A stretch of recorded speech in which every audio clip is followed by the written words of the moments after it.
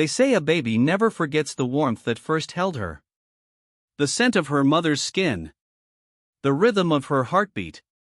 The gentle brush of her hand against tiny fingers. But when little Eunhye, daughter of Korean tycoon Park Ji-hoon, came into this world, that warmth vanished before she could cry her first word. Her mother was gone. And all that remained was silence.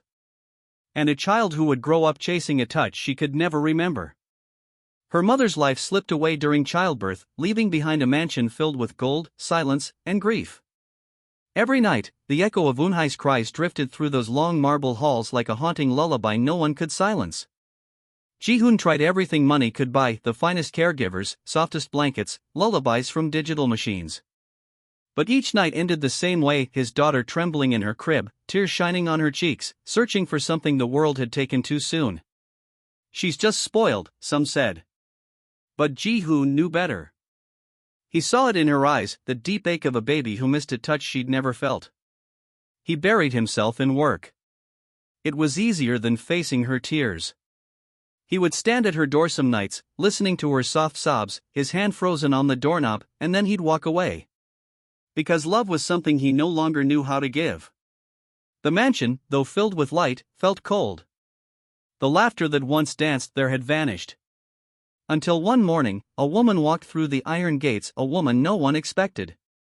Her name was Ebony Dlamini, a black maid from Cape Town, her eyes calm and voice soft as prayer. She didn't come from privilege. She came from pain, raising her younger siblings after her mother died young. Cleaning was never her dream, but kindness was her nature. She entered Park Ji-hoon's mansion quietly, her steps light, her smile unassuming. No one noticed her much. But the world was about to change. For one baby who had never known peace that afternoon, Eunhye's cries filled the mansion again. The caregiver, exhausted and tearful, stormed out shouting, "I can't take another minute." Everyone froze. Mrs. Han, the old housekeeper, sighed, "That's the 5th one this month." Ebony stood by the doorway, mop still in her hand. She shouldn't have entered the nursery, it wasn't her place. But something inside her ached at that sound. It was the same sound she once heard from her baby brother when hunger kept him awake. Quietly, she stepped inside.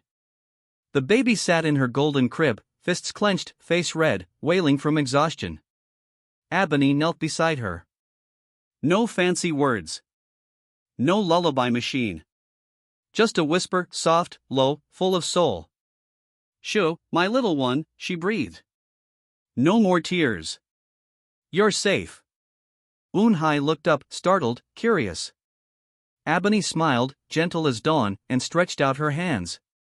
"Come here," she murmured. "Let me hold you." Everyone outside gasped when they saw it, the impossible. The baby reached out, crawled into Ebony's arms, and buried her face in the maid's shoulder. And for the first time in her short life, she stopped crying. In the doorway, Ji-hoon froze. He had come to check why the nanny left, but instead found a miracle. His daughter sleeping peacefully against the chest of a stranger. He blinked, unsure if it was real. The same baby who rejected every embrace had just melted into the arms of someone the world overlooked. Mrs. Han whispered, "Sir, she's smiling." That night, the mansion was different. The air felt lighter. The walls no longer echoed with pain, they whispered a lullaby carried by kindness. From that day, Ebony became more than a maid. She was the only person Eunhye trusted, the only arms she would sleep in, the only voice that calmed her. She didn't ask for more pay or special treatment. She still scrubbed floors, polished windows, and hummed softly as she worked, but every evening, she would slip into the nursery and sing a song from her homeland. It wasn't in Korean. It wasn't even in a language the others understood. But its rhythm felt like home. And the baby, as if remembering something sacred, would smile and drift to sleep. One night, Eunhye fell ill. A fever burned her tiny body, and the doctor's medicine did little. She kept crying, arms reaching for someone unseen. Ji-hoon stayed by her side, helpless. "Why won't she rest?" he whispered. Mrs. Han hesitated. "Sir, she's calling for Ebony." Within moments, Ebony rushed in. She took the baby in her arms, kissed her forehead, and began to hum. Her voice trembled, but her heart did not. The baby sighed the sound of peace and closed her eyes. Ji-hoon watched silently. Tears blurred his vision as he realized what had happened. His daughter had found her mother's love again. Not through blood, not through wealth, but through kindness. At dawn, the fever broke. Eun-hye woke, smiling weakly not just at Ebony, but at her father too. And for the first time, Ji-hoon held his daughter without fear. Days later, he called Ebony into his study.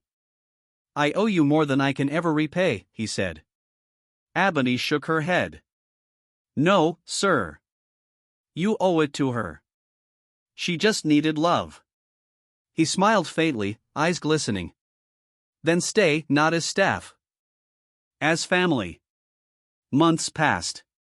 The mansion filled again with laughter. Reporters later asked, "Mr. Park, what changed you?" He looked at his daughter, now giggling in the arms of the woman who'd healed her, and said softly, "It wasn't wealth. It wasn't time. It was a kiss from a woman who had nothing, yet gave us everything." Because sometimes, love doesn't come from the world's richest hearts. It comes from the gentlest hands that clean your floors and end up cleansing your soul.